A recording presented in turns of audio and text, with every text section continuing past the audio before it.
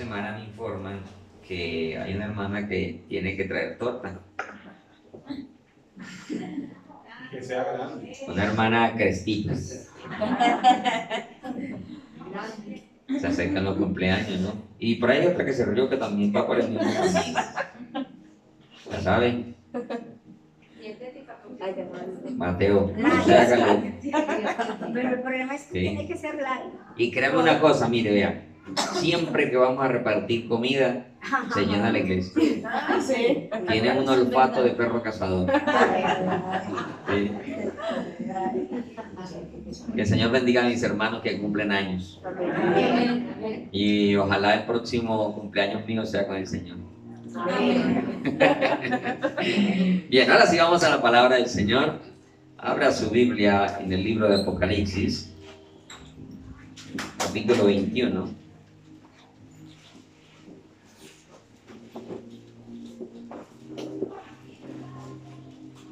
Vamos a Apocalipsis, capítulo 21, versículo 5. Y se puede poner de pie, póngase por favor, a ver si se me despierta unos minutitos. Si puede, si no, tranquilo, que es ahí sentadito. Lea un favor de ustedes la hermosa palabra del Señor, en el nombre de nuestro gran Dios, Señor y Salvador Jesucristo. Y la iglesia dice: amén. Amén. Y el que estaba sentado en el trono dijo: he aquí yo hago nuevas, ¿cuántas cosas? Todas las cosas. Y me dijo: escribe, porque estas palabras son fieles y verdaderas. Amén. Tome asiento, por favor. Vamos a meditar en esta mañana en un mensaje titulado Un nuevo comienzo. Un nuevo comienzo. Y bueno, a propósito, ¿no? Recuerden, anoche tenemos vigilia, después de mucho tiempo también. Desde las 8 de la noche hasta la medianoche, si puede asistir, aquí estamos.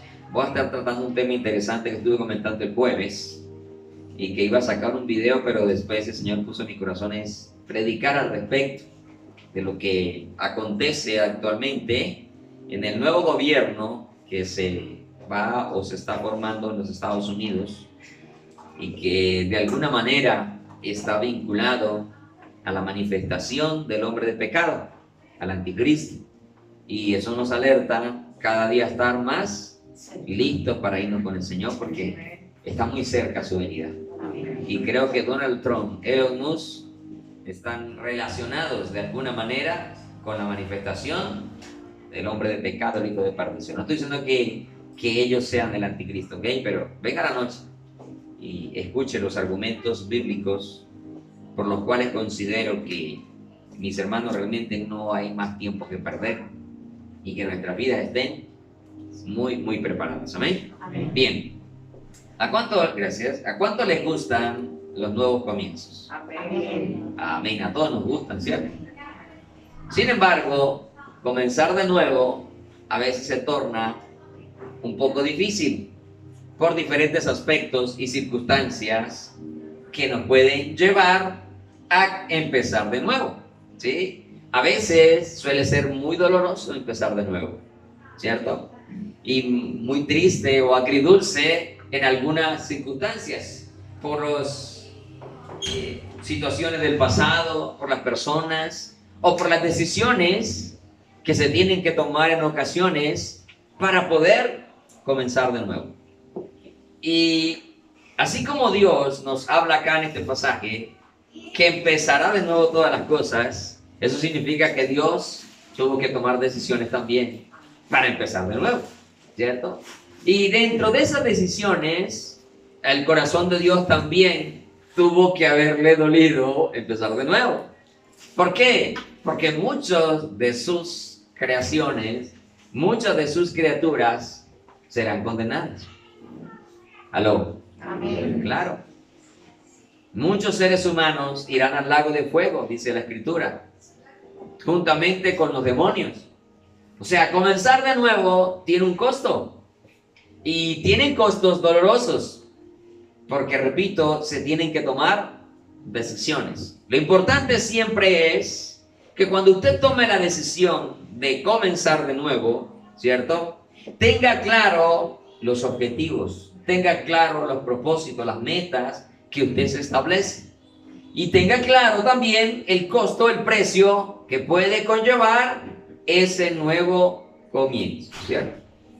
Entonces, todas las áreas de su vida pueden haber nuevos comienzos: espiritual, económica, emocional, familiar, laboral, etcétera, etcétera. Creo que no hay área de nuestra vida en la cual no puedan haber nuevos comienzos.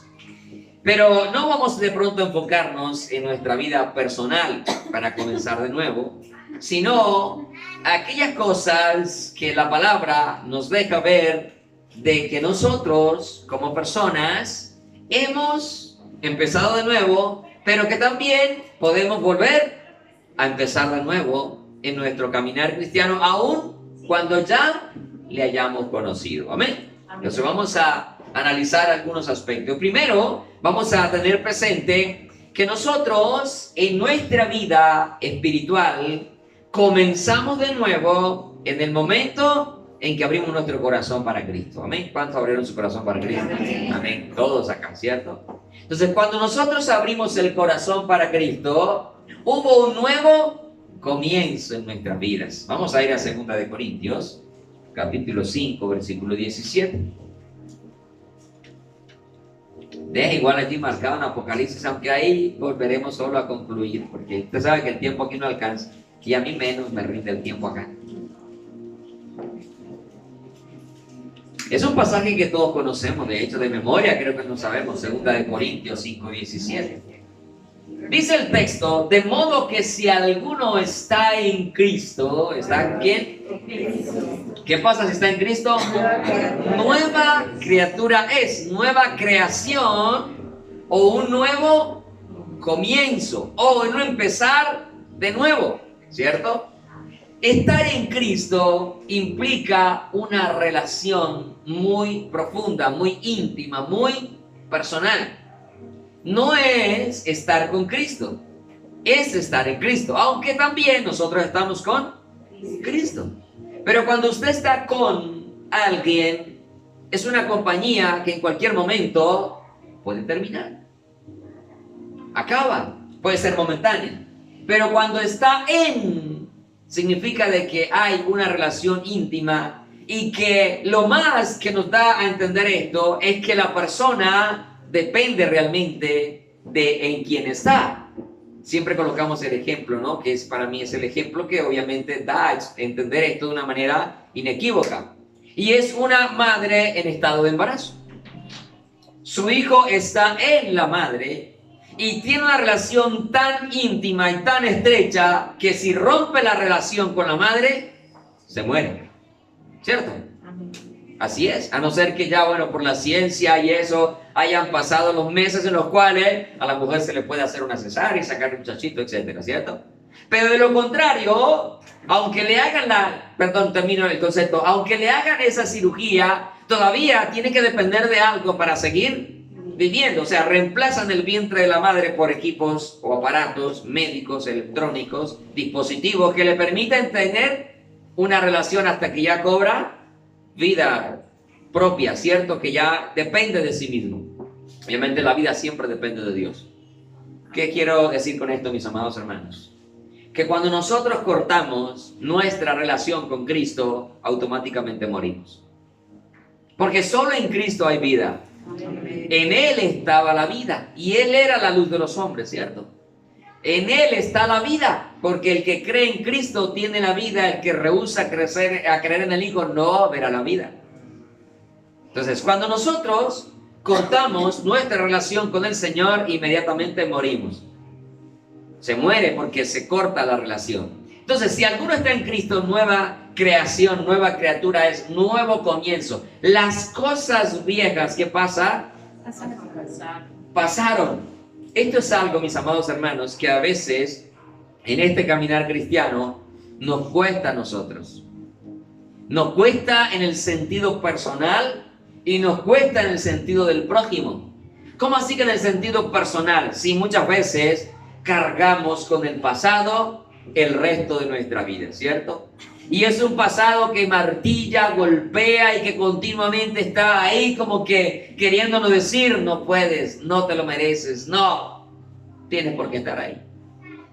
Y como que no nos deja estar completamente satisfecho en el nuevo comienzo, en la nueva vida. Pero también está el pasado con el prójimo, el que todo el tiempo me está recordando mi pasado, aun cuando yo quizás ya no lo recuerde. O ya no me martille como me puede estar golpeando en un principio cuando se cometieron las situaciones. Pero el prójimo está así todo el tiempo allí recordando. Pero hay algo que debemos de ir aprendiendo y solo el Señor puede ayudarnos, mis hermanos. Y es a que las cosas del pasado queden precisamente allá, en el pasado, donde deben de estar. Y no permitir nosotros que nada ni nadie nos impida avanzar en ese nuevo comienzo, teniendo claro los objetivos y las metas que queremos alcanzar. Ojo, no estoy hablando de la vida personal, la vida personal también es aplicable, ¿cierto? Porque nos trazamos objetivos, metas y propósitos también en nuestra vida. Pero estamos hablando para lo eterno. Y cuando sabemos los objetivos, ya no que yo he trazado para mi eternidad, sino que Dios trazó para mi eternidad, que eso es lo más lindo, ¿cierto? Porque si los hubiese trazado yo, me los traza otro, puedo dudar, porque las personas hoy prometemos una cosa y luego ya no la cumplimos, ¿cierto? Vemos amistades, vemos relaciones, todo se acaba por cualquier circunstancia. A veces hasta por nada se terminan las relaciones sentimentales o emocionales, en cualquier ámbito. Pero como el que lo prometió es Dios, Él no va a incumplir sus promesas. Entonces tenemos los objetivos claros, a dónde vamos a llegar al final en este nuevo comienzo de estar en Cristo Jesús.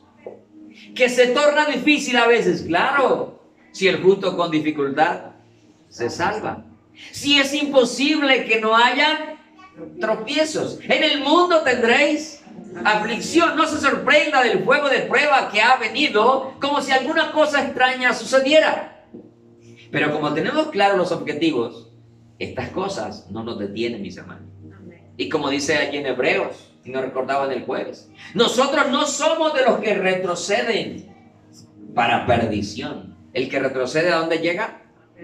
A la perdición. Sino de los que tienen fe, o de los que avanzan para la preservación del alma. Preservar es cuidar. Aunque algunos consideren que no, pues la Biblia dice que hay que cuidar lo que nos han dado. O sea, la gracia, el regalo, la salvación. Entonces, si estamos en Cristo, somos nuevas criaturas y lo pasado debe quedar en el pasado, porque todo en su vida y en la mía es hecho ¿qué? Nuevo.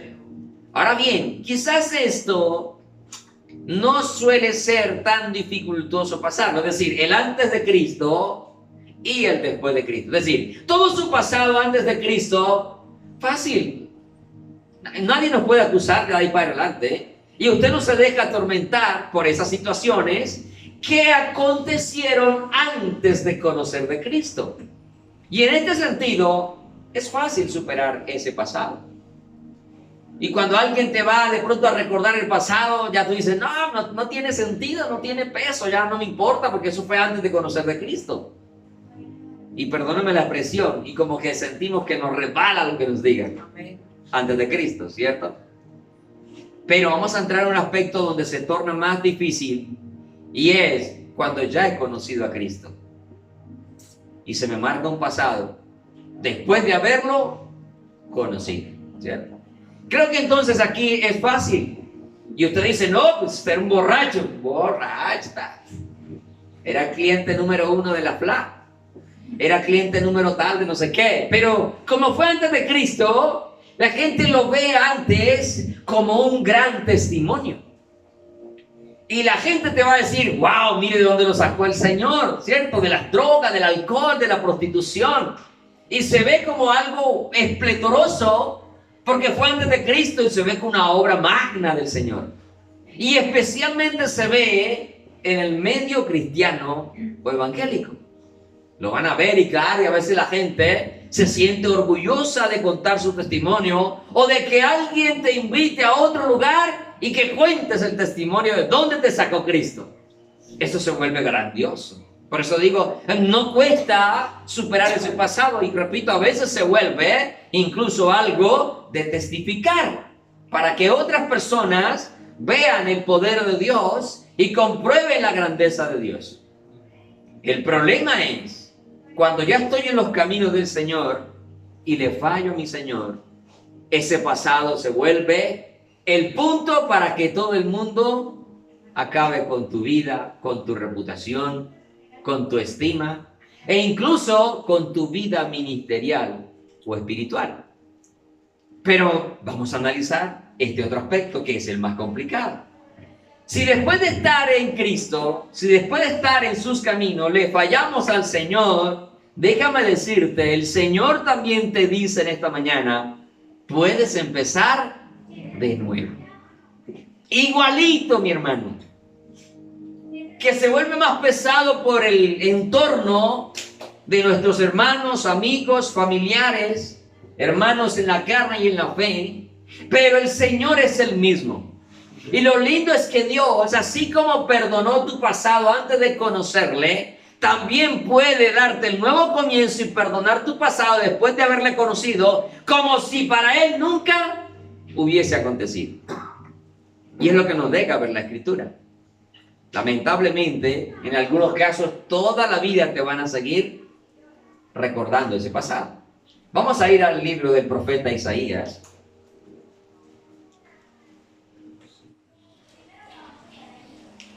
A mí me maravilla que el Señor haya hablado esto en el Antiguo Testamento. ¿Y por qué digo me maravillas? Toda la palabra es una maravilla, ¿ven? Pero si Dios en el Antiguo Testamento, que estaba bajo la ley, ¿cierto? Donde, mejor dicho, el pecado era condenado y castigado y las personas eran cortadas. Incluso por violar el día de reposo, una persona podía morir. Y en la época de Moisés, murió una persona por estar violando el día de reposo. No sé si lo recuerdas. Lo mataron. Era estricta la situación, ¿cierto? Aunque no estoy diciendo que bajo la gracia sea menos estricta. Yo siempre he creído que la gracia es más estricta que la ley. Pero el amor de Dios se ve todavía mucho más grande, precisamente porque como es más abundante el pecado en la vida del hombre, más sobreabunda la gracia, el amor, la misericordia de Dios sobre cada ser humano. En Isaías capítulo 1 usted comienza a leer el capítulo y ve cómo Dios le empieza a hablar a su pueblo, porque Dios no le está hablando a gente extraña, ¿ok? El Señor le está hablando a ese pueblo que Él mismo sacó de Egipto y que era su pueblo. Y usted encuentra que comienza a tratarlos, a los reyes, a los gobernantes, a todo el pueblo, como Sodoma y como Gomorra. Y les habla pueblo de Sodoma, pueblo de Gomorra, o sea, de una situación bastante alarmante, ¿cierto? ¿Qué recordamos? ¿Qué se le viene a la mente a usted cuando le mencionan Sodoma y Gomorra? Perversidad, ¿sí o no? Usted cuando le mencionan Sodoma y Gomorra, usted no piensa, ay, qué gente tan próspera, tan rica, tan obediente a Dios. Uno no piensa eso inmediatamente. Escucha Sodoma y Gomorra, de una vez te vas a la perversidad sexual, ¿cierto? Yo creo que los cristianos, eso es lo que pensamos cuando hablamos de Sodoma y Gomorra. La depravación que existe en el mundo hoy lo miramos así, peor todavía que Sodoma y Gomorra. Porque en esa época eran dos ciudades, otras aledañas por ahí, pero es que hoy es el mundo entero, ¿cierto?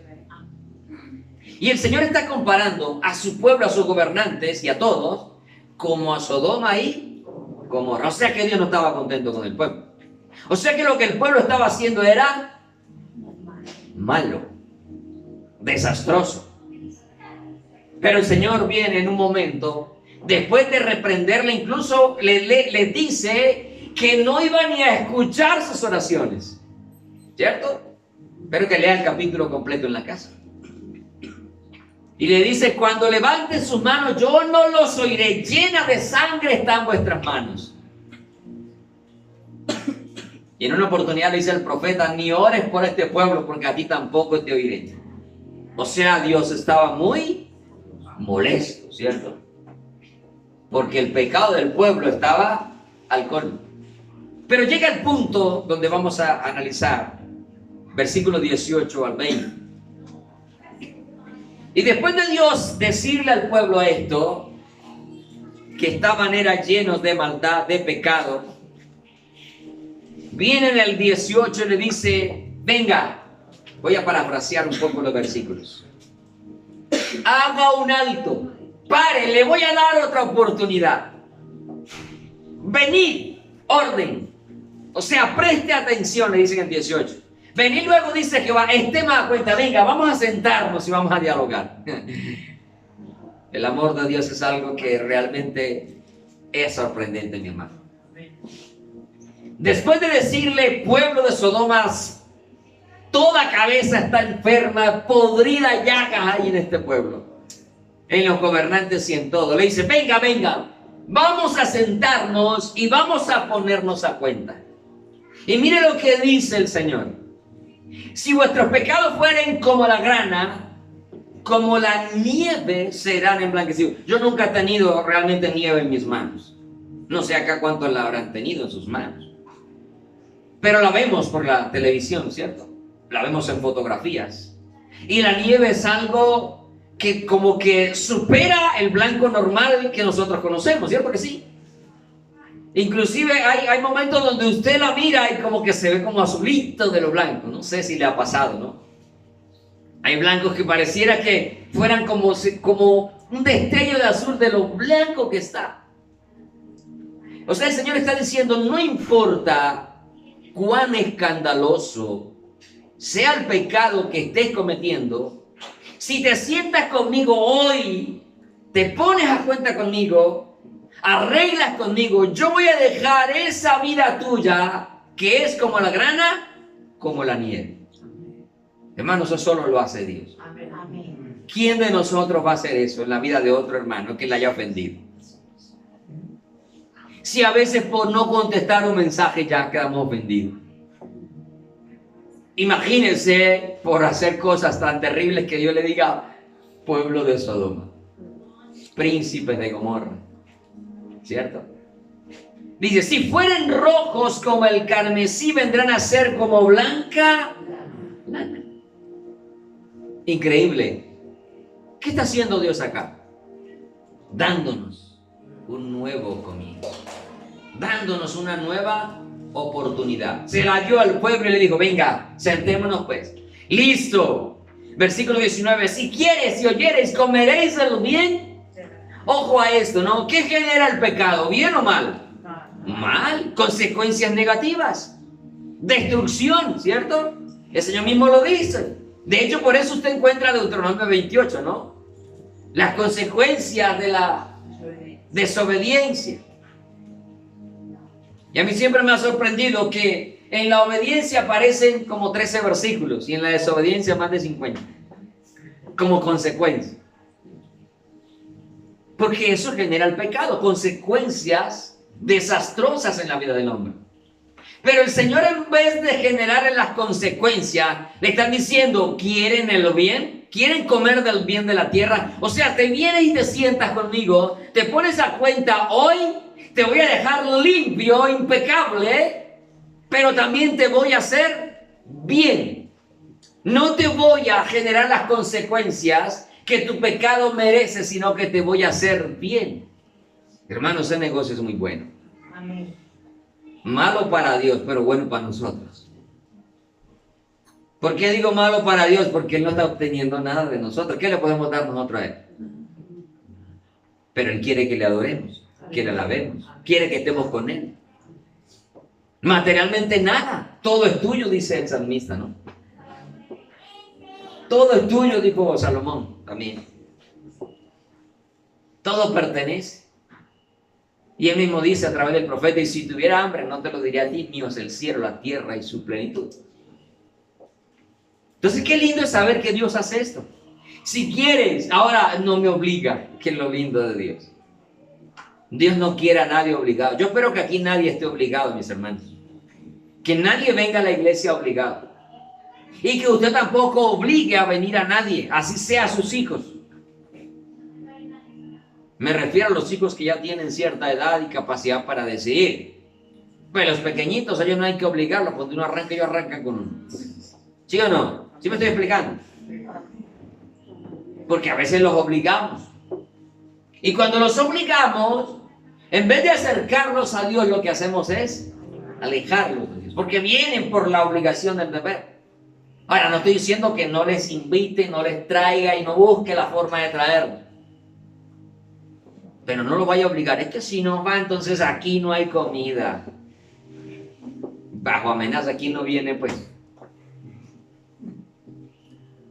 Si no, no va a tal parte. Yo sé que en ocasiones uno tiene que empezar a decir que, bueno, hay que buscar de Dios para también merecer lo bueno, recibir lo bueno. Y está bien cuando se hace de una manera equitativa, equilibrada, es correcto. Pero no es que te vas porque aquí en esta casa mando yo y de malas y todos vamos para la iglesia, le guste o no al diablo. Hasta el diablo va a la iglesia. ¿Me estoy explicando, mis hermanos? Porque obligados a Dios no le sirve nada. Por eso dice, si quieres y oyeres, comeréis del bien de la tierra. Y si no quisieres, listo, no hay problema. Entonces recibe las consecuencias. Porque evidentemente el pecado genera consecuencias, a no ser que Dios nos llame a cuenta y ahora por el sacrificio de su Hijo ya no recibamos las consecuencias. Porque Él las recibió por mí, Él las recibió por ti. ¿Sí me estoy explicando? Ok.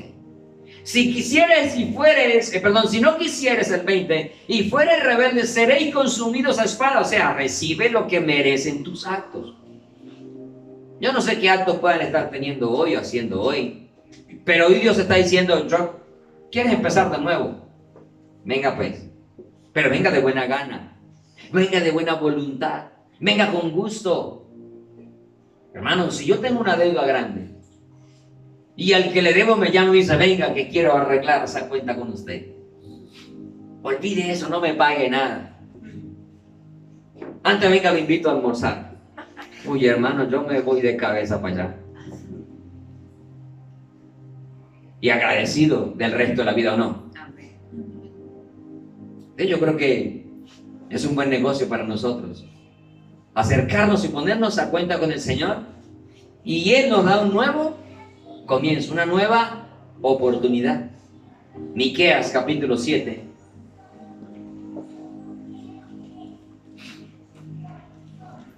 (18 y 19) Miqueas. Voy a leer porque si lo espero no alcanzo. ¿Qué Dios como tú? Pregunta acá el profeta. ¿Qué Dios como tú? No hay realmente un Dios como nuestro Dios. ¿Qué Dios como tú que perdona la maldad y olvida el pecado del remanente de su heredad? Esto es lo que tenemos que ir aprendiendo. ¿A quién seguimos? ¿A quién le creemos? ¿A quién le servimos? Porque si nosotros empezamos solamente a ubicarnos en lo que los demás dicen, hacen o nos señalan, hermanos, nunca vamos a avanzar. Nunca vamos a empezar de nuevo. Nos vamos a quedar allí estancados. Mire, ¿qué Dios como tú que perdona la maldad, que olvida el pecado del remanente de su heredad, no retuvo para siempre su enojo, porque se deleita en mi misericordia? Os quiero recordar esto, ¿no? En una oportunidad hablaba de que Dios nos ama en tres formas o en tres maneras. Una manera de definir el amor de Dios. Una de tantas. Que Dios nos ama con gracia. En su gracia nos dio lo que no merecemos. Nos ama por misericordia. En misericordia no nos da lo que merecemos, pero también nos ama con justicia. Y en su justicia nos da el pago que merecen nuestros actos. Ahora preste atención a esto. Dice que Él se deleita en misericordia. La misericordia es no darnos lo que merecen nuestros actos. Pero me gusta que el Señor no nos las da como que, ay, bueno, pues ya tocó, mi hijito, perdonate, ¿yo qué hago? ¿Cierto? Como la relación, no sé, de pareja, de padres e hijos, que tienen su pleito, su diferencia, y de pronto la esposa dice, pues, ¿qué más hago? Ya me toca. ¿Cierto? Dios no lo hace así. Dios no lo hace, sino que Él se deleita en ofrecernos algo que yo no merezco. Porque muchas veces no es que no se lo merece, pastor, hermano, no sé. Y es cierto, nadie merece nada en esta vida. Lo único que nosotros merecemos, y lo diré hasta el cansancio, es la muerte eterna, la condenación. Del resto no merecemos ser salvos, no merecemos servirle, no merecemos que Dios se haya fijado en nuestra vida, no merecemos que nos bendiga, que nos tenga paciencia. No merecemos ser instrumento en sus manos. Pero mire que Él se deleita, o sea, Él disfruta perdonarme. Él disfruta no darme el pago que yo merezco, que mis actos merecen. O sea, no es que Dios simplemente, no, para no mandar a este al infierno, te voy a volver a perdonar. Pues, digo mandar en el sentido de que usted me comprenda el juicio, porque es que Dios realmente no manda a nadie allá, la gente decide irse. Toma sus propias decisiones, ¿cierto? Pero Él se deleita en misericordia, en no pagarnos. Obviamente eso implica que yo acepto ponerme a cuenta con Dios. No es que yo hago como me dé la gana y Dios, misericordia, misericordia, misericordia. No, yo tengo que ponerme a cuentas con Él, aceptar ponerme a cuentas con Él. Implica obviamente un arrepentimiento que ahorita lo vamos a leer, ¿cierto? Y dice el 19, y volverá a tener misericordia de nosotros, y no solamente se deleita en perdonarnos, sino que Él sepulta nuestras iniquidades y echará en lo profundo del mar todos nuestros pecados. ¿Sabe usted que la ciencia todavía, a pesar de la tecnología que tiene, no ha logrado llegar a la profundidad total del mar? No lo ha podido lograr. Si analizamos esa frase hoy, todavía la podemos entender más. O sea, no deberíamos permitir que nadie saque nuestros pecados y nos haga ahogar con ellos. Porque Dios los sepulta, o sea, nadie puede encontrarlos allá. Y en nuestro tiempo mucho más, porque la sangre de Cristo nos limpió. Sepultó nuestros pecados. Pero no los sepultó ahí donde la gente pueda encontrarlos. Ahora la gente, repito, el prójimo siempre va a estar recordando. Pero es donde yo debo de entender que el Señor fue tan profundo, dándonos a entender y ahora a nosotros como cristianos, que ya no le saquemos más los pecados de los hermanos. No nos pongamos buzos porque allá nos vamos a ahogar buscando los pecados. Y cuando usted y yo vivimos todo el tiempo sacándole, echándole en cara los pecados a los hermanos, nos estamos volviendo jueces. Y si nos volvemos jueces, ya no agradamos a Dios. No estoy hablando tampoco de alcahuetear el pecado, ¿no? Siempre hay que hacer los paréntesis porque todas las frases muchas veces se sacan de contexto y se malinterpretan. Pero no deberíamos, porque Él sepultó nuestras iniquidades y a lo profundo del mar, o sea, ya no hay quien nos pueda encontrar. Por eso dice allá en Romanos, ¿quién acusará a los escogidos de Dios? No deberíamos, amados hermanos, permitir que otros nos acusen por lo que ya Cristo pagó, por lo que ya Dios sepultó. Y cuando vengan a juzgarte por eso, díganle, mi pecado es como blanca lana, es como nieve, mi pecado está sepultado. Le doy un consejo, hermanito, porque seguro que son los hermanitos los que lo van a hacer, ¿ok? Eso es el impío. ¿Sabes qué le dice a veces el impío a uno? Todos nos equivocamos. ¿Qué es lo más tremendo? ¿Sí? No lo llame fracaso. Oiga, si llámelo oportunidad. Llámelo no impíos. Ahora, yo no estoy diciendo que usted busque al impío para un consejo, para que él se sienta bien. Pero el Señor Jesús dijo que a veces que los impíos son más sagaces con el trato con los semejantes que los propios hermanos. Tratan mejor a veces. Entonces, mire, el Señor sepultó eso. Y no permitamos eso, mis hermanos. A pesar de haber pecado, podemos volver a empezar de nuevo, porque Dios no solamente sepulta en lo más profundo nuestros pecados e iniquidades, sino que los borra. Yo soy el que borro tus rebeliones por amor de mí mismo. Ahora lo entendemos mucho más. Porque de tal manera amó Dios al mundo que dio a su Hijo unigénito para que todo aquel en él cree no se pierda, mas tenga vida eterna. Mas Dios, y lo leían ahorita, ¿no? En la administración. Mas Dios muestra su amor para con nosotros, que siendo aún pecadores, Cristo murió para nosotros. Yo borro tus rebeliones por amor de mí mismo. Él mismo se dio por nuestros pecados. Entonces, mis amados, podemos empezar de nuevo. Estamos hablando espiritualmente, ministerialmente. Claro que se puede volver a empezar de nuevo. Otros dirán, no. Pero Dios dice, sí. Quiero recordar el caso, ¿no? Y voy a leer Zacarías capítulo 3. No piense que su ministerio se acabó, se enterró por su falla, por su error o por su equivocación. Los hombres podremos enterrar los ministerios, pero para Dios siguen vivos. Y llegará el momento en que Dios vuelve y todo, mi hermano, mi hermana, florece como era en un principio. Y no olvide, Josué era un sacerdote, un siervo de Dios. O sea, ni siquiera era uno del pueblo común. Era una persona que estaba al cargo del servicio a Dios en esta visión que encontramos acá en Zacarías 3. Dice la palabra que,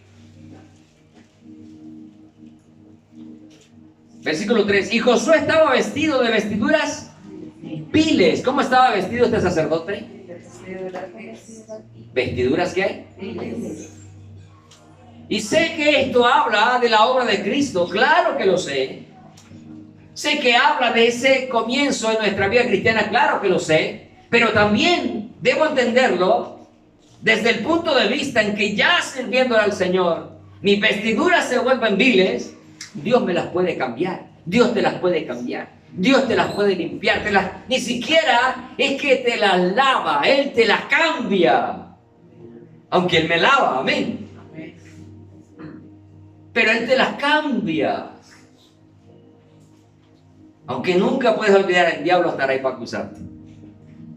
Y usará a los hermanos que no han entendido la gracia de Dios realmente, la misericordia de Dios, la bondad de Dios, para ser instrumentos de Satanás. De vestiduras viles, y estaba delante del ángel, y habló el ángel y mandó a los que estaban delante de él diciendo, quitadle esas vestiduras viles. Y a él le dijo, mira, que he quitado de ti, ¿qué? Y te he hecho vestir de ropas de... Wow, a mí siempre me maravilla de verdad el proceder de Dios. Y eso por no traer a la memoria el hijo pródigo, ¿no? Que todavía, bueno, en el Nuevo Testamento, porque siempre la gente dice, lo de lo antiguo, lo de lo antiguo. Bueno, en el Nuevo recuerda el hijo pródigo, pues. Ese inmediatamente fue vestido, fue bañado, fue calzado, puesto anillo y fiesta, y restituido a donde estaba antes de irse a malgastarlo todo. Si no recuerdan, no, posible no recordar al hijo pródigo, ¿cierto? Que hasta a veces lo usamos ahí para referirnos a cierta hermana. El hijo pródigo volvió a la casa. A veces de una manera chistosa, pero a veces de una manera cierta, ajustada a la realidad. De hecho, vestir de ropas ¿de qué? De gala, no de cualquier vestidura. Después dijo, pongan mitra limpia sobre su cabeza. Ustedes recuerdan, bueno, la mitra, el gorrito pues que colocaban los sumos sacerdotes, los sacerdotes. Ustedes saben qué llevaba esa mitra, ¿cierto que sí? Yo sé que lo saben. Llevaba una laminilla que decía santidad a Jehová, ¿sí o no? Tremendo. Dios lo vistió de galas y Dios lo vio otra vez como un hombre santo, limpio, para servirle a Él o continuar sirviéndole a Él. No lo vio como un inmundo, Pongan la mitra, pónganle completo. No es, ay no, ya póngala allá de sacerdote para allá para sacar la ceniza de los sacrificios. Vestiduras de gala. Y usted sabe que quien usaba vestiduras de gala era el sumo sacerdote. Se cambiaba incluso para entrar al lugar santísimo. Hermanos, esto quiere decir que no perdemos nuestros derechos o nuestra libertad o nuestro acceso a lo más íntimo con Dios por haberle fallado, cuando obviamente nos ponemos a cuenta con Él. ¿Sí me estoy explicando? Ok. Pongan mitra limpia sobre su cabeza, y pusieron una mitra limpia sobre su cabeza y le vistieron las ropas, y el ángel de Jehová estaba en pie, y el ángel de Jehová amonestó a José diciendo: así dice Jehová de los ejércitos, si anduviere por mis caminos y guardare mis ordenanzas, también tú gobernarás mi casa, también guardarás mis atrios, y en estos que estás aquí, y entre estos que aquí están, te daré. Dijo que lo iba a sacar, que lo iba a reemplazar. No, le digo, ¿vas a hacer lo correcto? Aquí estarás. Hoy en día no sucede así en el pueblo de Dios. Hoy en día sí, está aquí, pero en otro grupito, ya aquí no puedes estar. Aquí estamos los caciques nada más, plumas blancas, que estamos en santidad y que no hemos pecado. Como si nadie hubiera pecado. ¿Cierto? No permita, mis hermanos, que tú u otros, por el pasado que tienes, te impida volver a empezar de nuevo. De hecho, el Señor dice en Isaías: no se acuerde de las cosas pasadas. Yo hago cosas nuevas. Abriré caminos en el desierto. Y qué lindo es cuando el Señor abre los caminos. Amén. Obviamente esto implica un arrepentimiento, como le decía ahorita. Un arrepentimiento que va a traer a la vida de cualquier persona, tanto antes de conocer de Cristo como después de haberle conocido, tiempos de refrigerio, tiempos de paz, tiempos de tranquilidad. Vaya conmigo a Hechos capítulo 3, versículo 19.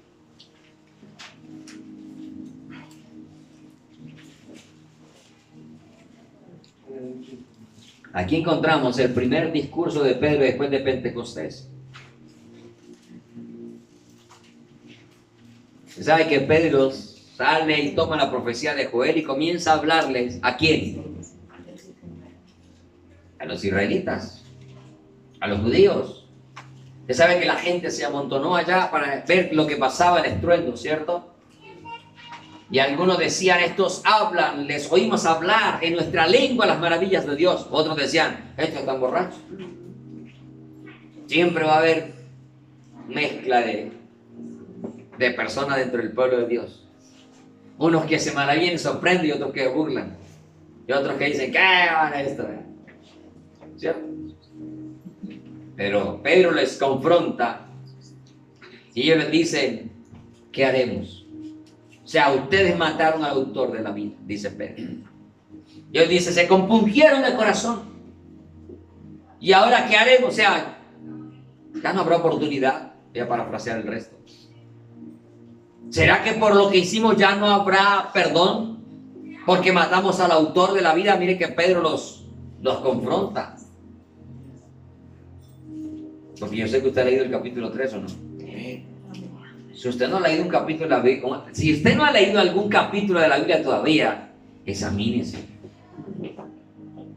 Que usted no recuerde algunos capítulos de la Biblia es otra cosa, pero de que lo haya leído, ya todos los que estamos acá, creo yo, acá no veo como ninguno que esté apenas empezando.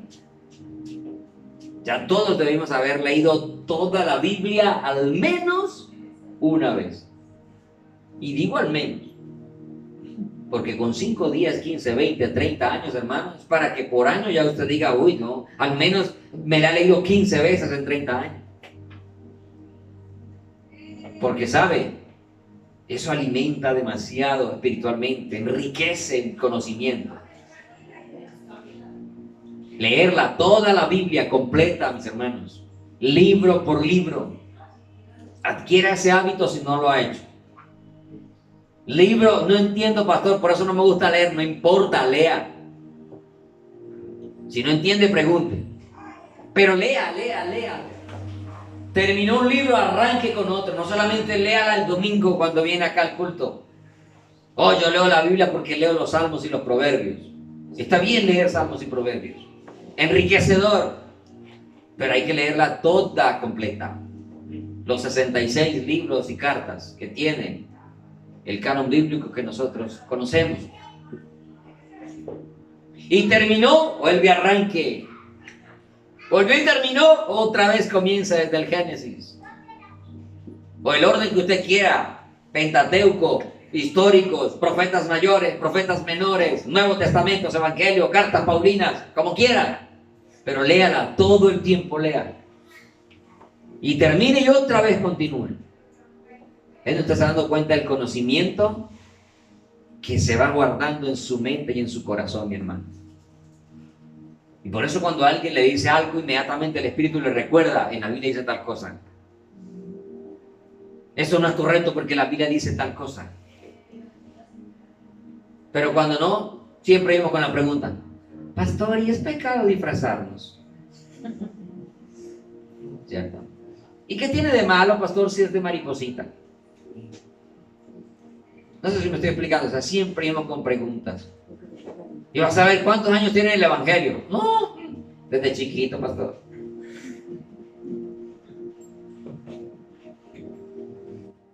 Muestra que no lee la Escritura.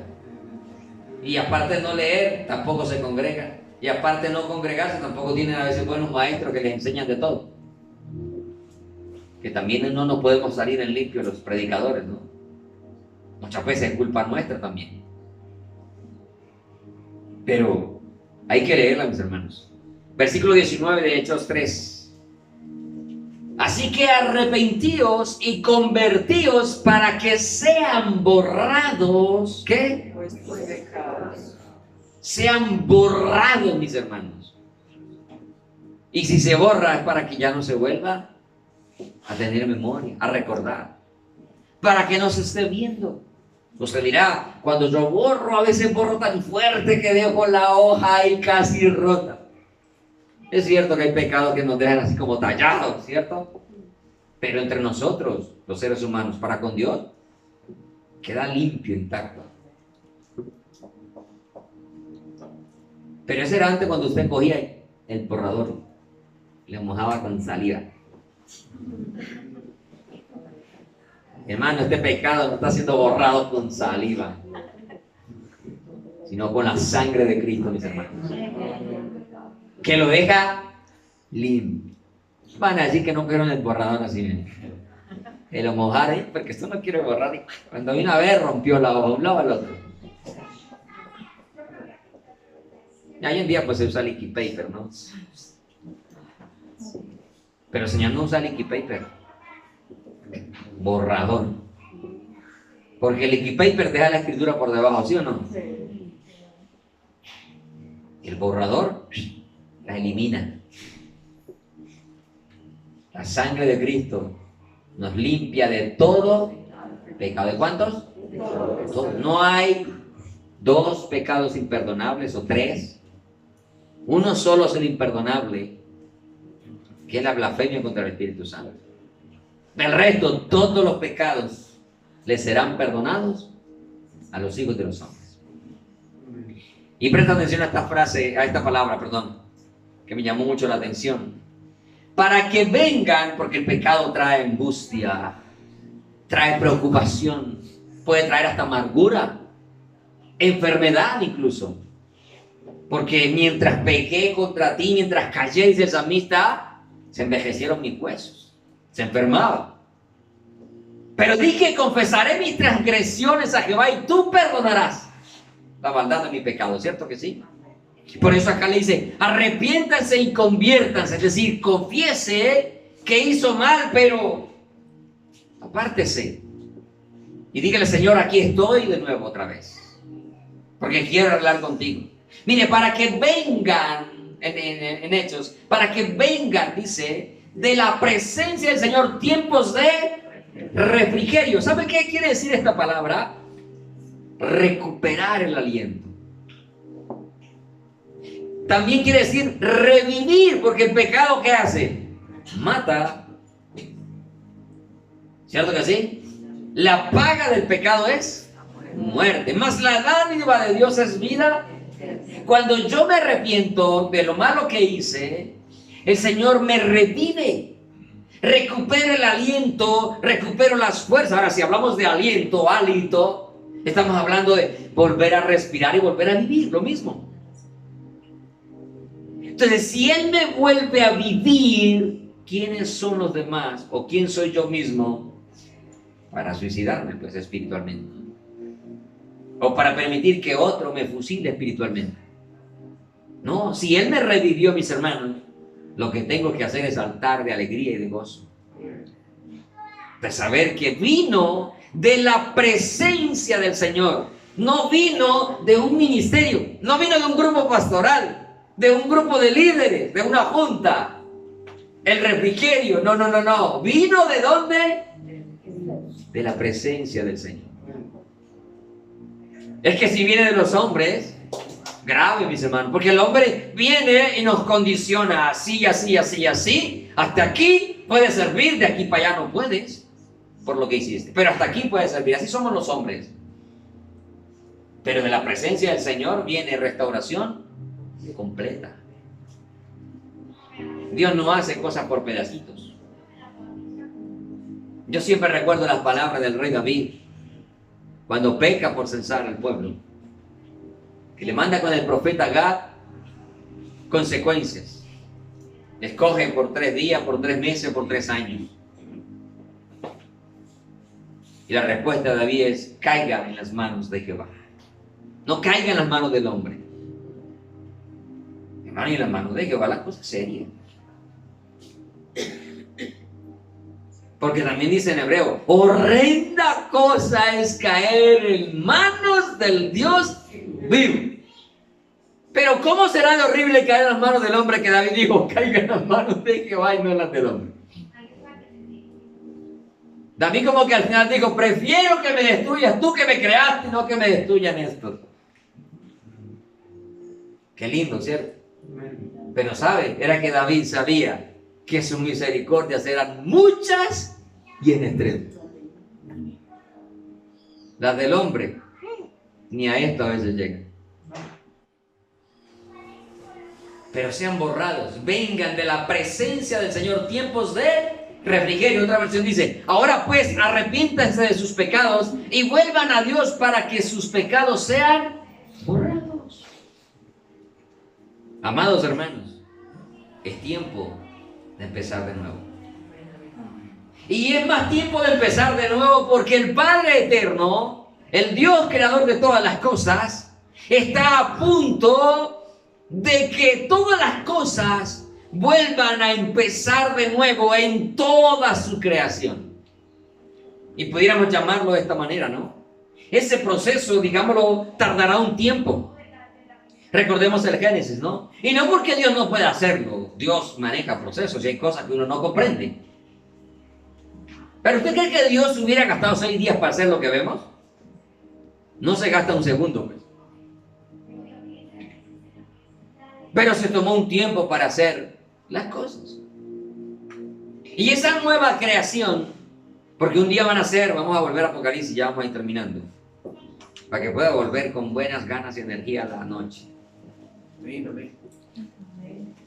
Si puede traer buñuelos, empanadas, papitas, palitos de queso, torta, pizza, chocolate, sí, chocolate, tico, traiga que aquí comemos.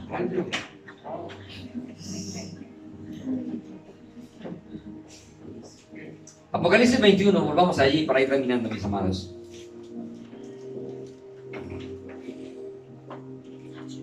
Dice: vi un cielo nuevo y una tierra que... Wow.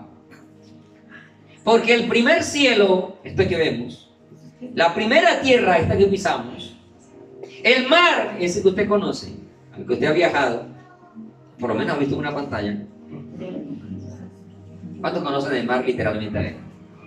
Ah, sí, ve, aquí todos nos gusta el agua salada, man.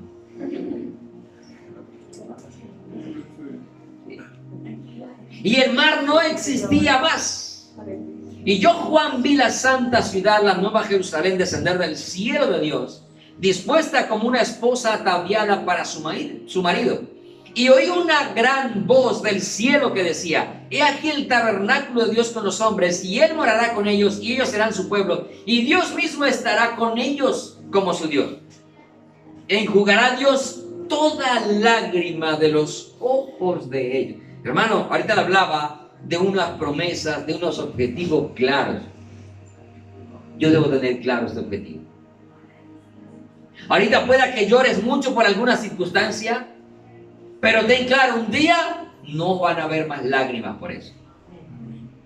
Ahorita puedes llorar porque tienes una lucha, una batalla que de pronto le dices: Señor, no quiero pelear más con esto, estoy cansado de pelear contra esto.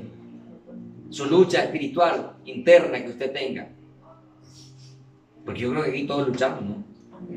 Pues la Escritura dice: no tenemos lucha presente contra carne y sangre, sino contra principados, contra potestades. Andad en el Espíritu, no satisfagáis los deseos de la carne, porque el uno se opone, o sea, hay una pelea continua, constante. Y cada quien tiene sus propias luchas. Y yo no sé qué tan sincero será usted con Dios, pero yo trato de serlo al 100%. Uno, pues, Él sabe todo, ¿sí o no? Y yo, ¿para qué ando con pañitos ahí? Señor, es que como que quise pecar. No, Señor, pequé. Así debe ser nuestra manera. Señor, tú sabes, ¿cómo le voy a decir yo al Señor? Es que como que quizás pequé.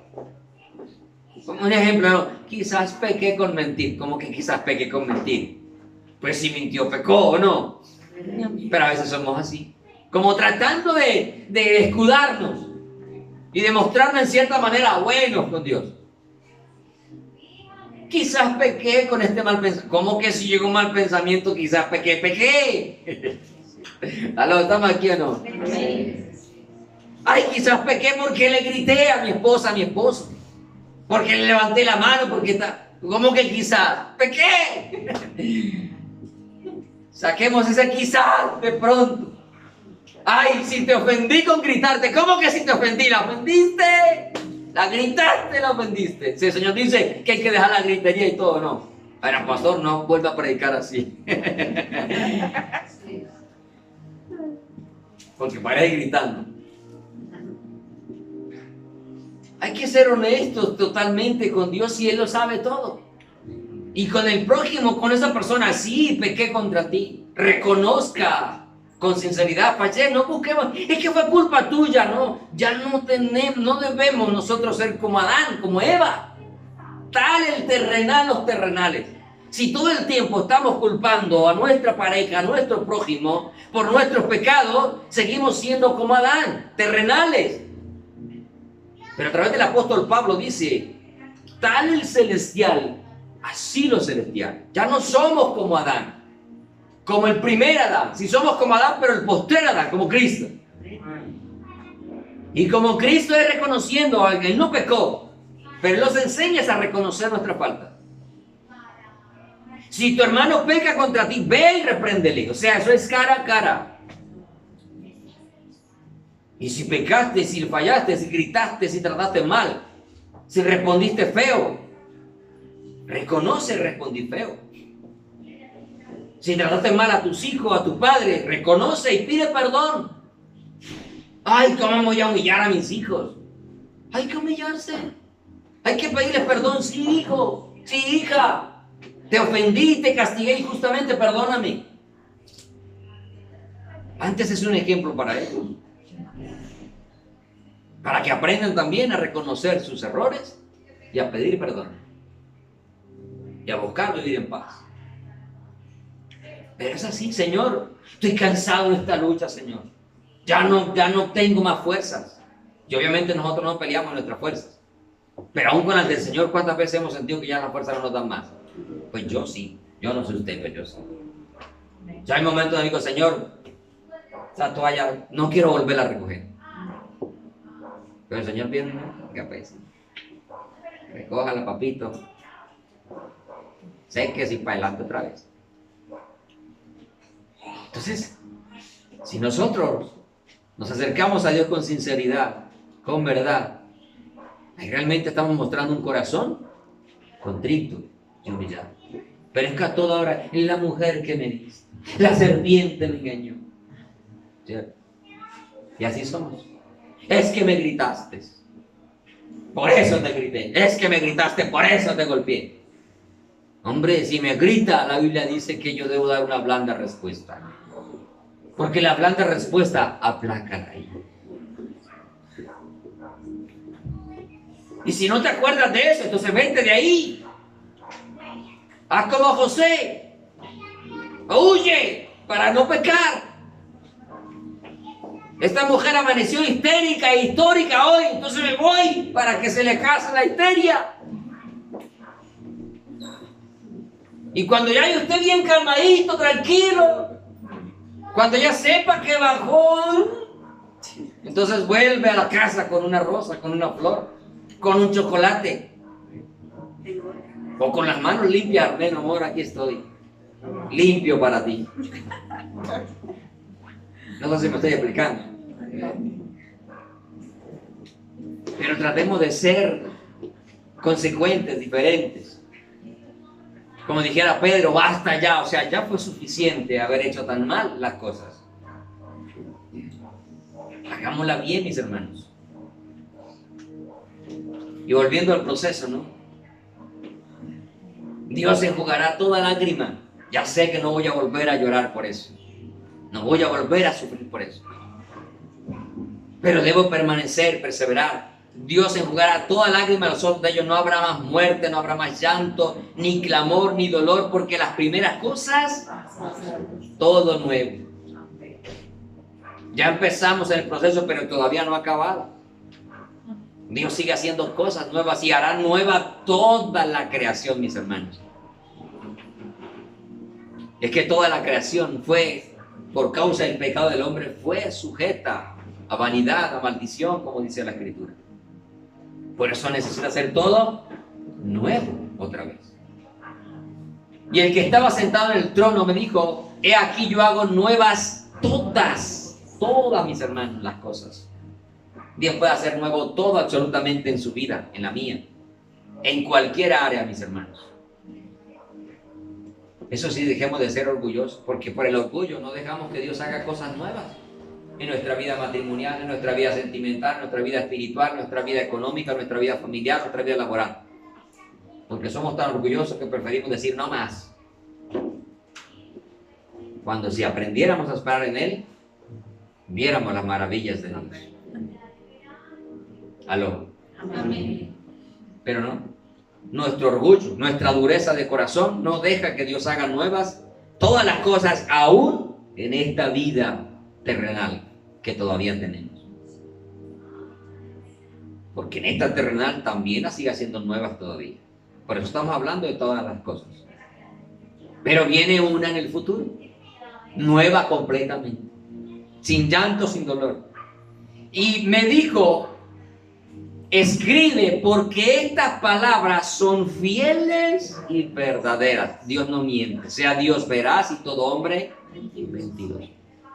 Entonces eso debe mantenerme con la esperanza de saber que el sufrimiento pronto acabará y que un día no solamente Dios aquí puede hacer cambiar las cosas en mi vida, sino que en la eternidad, cuando parta de esta vida o cuando Él venga, todo comenzará completamente nuevo en mí.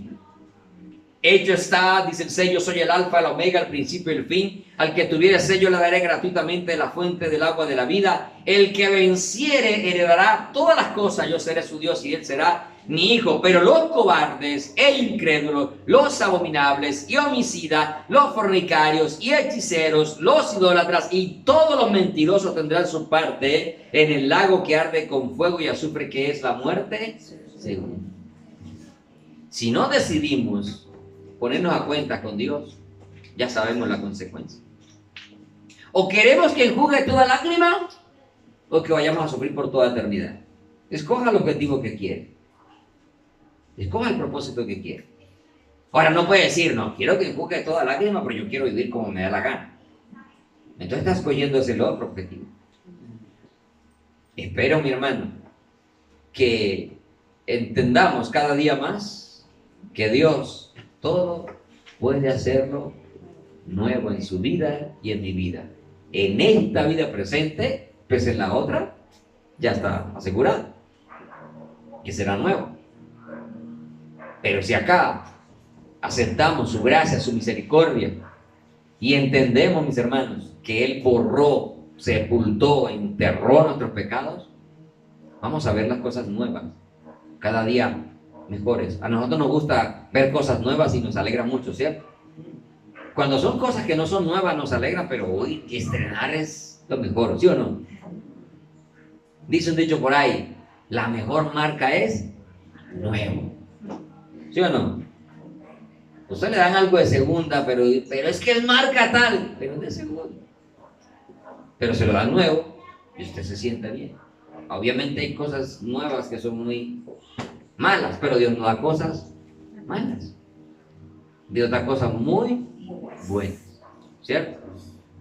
Por eso estamos nosotros acá, porque nos hizo buenos y en gran manera. El pecado nos corrompió.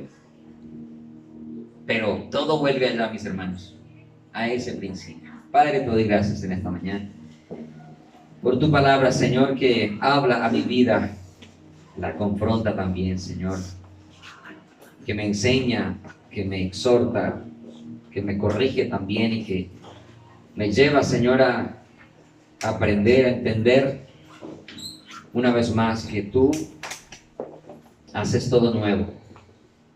Aún hay momentos donde muchas veces queremos flaquear, queremos desmayar, Señor, y no queremos continuar. Pero cuando recuerdo el futuro, las metas, las promesas que están escritas en tu palabra y que son fieles y verdaderas, que se cumplirán, así yo no las crea, así otros no las crean, no las acepten, para los que creen se cumplirán esas promesas. Y un día todo esto que me agobia, me angustia, me preocupa, me desanima, me desalienta, me desgasta, Señor, un día terminará. Pero tu palabra me dice que debo de vencer hasta el final. El que venciere heredará todas las cosas y se harán todas nuevas. Sabemos que tenemos la victoria sobre el pecado en Cristo Jesús. Pero debemos seguir avanzando.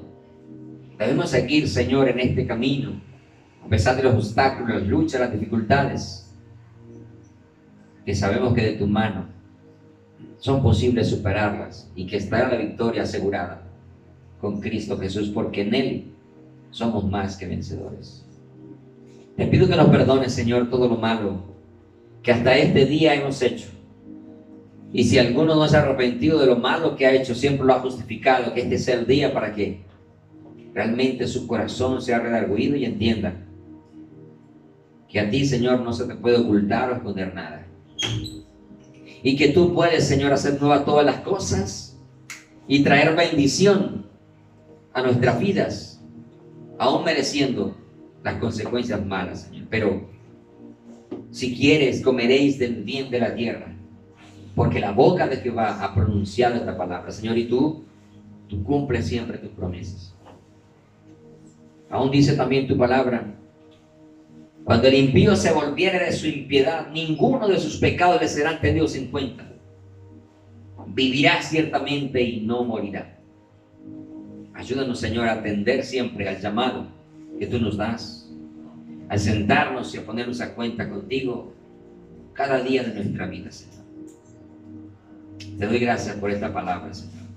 Pido en el nombre de Jesús que se guarde en mi corazón y en el corazón de mis hermanos, para que así podamos hacer la vida en nuestra vida, Señor.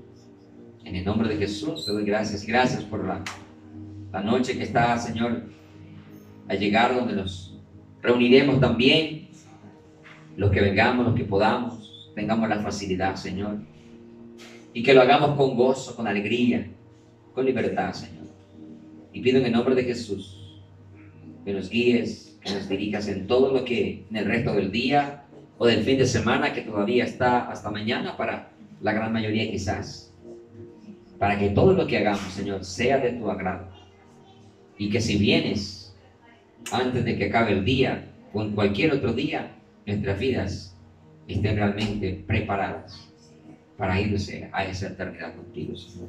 En el nombre de Jesús, te doy muchas gracias, Padre, gracias, Hijo, y gracias, Espíritu Santo de Dios. Lleva a mis hermanos en paz, en bendición y en seguridad.